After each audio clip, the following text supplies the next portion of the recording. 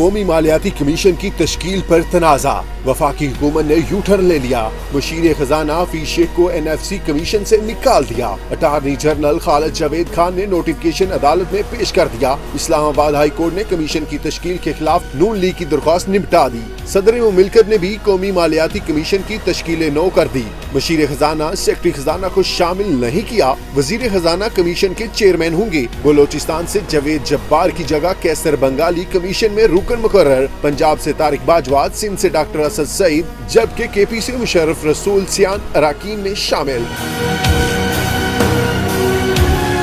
ادھر مالیاتی کمیشن کی تشکیل کے خلاف پشاور ہائی کورٹ میں درخواست، جسٹس ناصر نے ریمارکس میں کہا کمیشن کی تشکیل ٹھیک نہیں، ارکان کی نامزدگی میں صوبائی حکومتوں سے مشاورت نہیں کی گئی، عدالت نے صدر مملکت، وفاقی اور KP حکومت سمیت مشیر خزانہ اور متعلقہ محکموں کو نوٹس جاری کر دیے، درخواست پر سماعت 11 اگست کو ہوگی، درخواست افراسیاب گھٹک، فرت اللہ بھابر، بشرا گوہر اور محسن داوڑ نے دائر کی تھی۔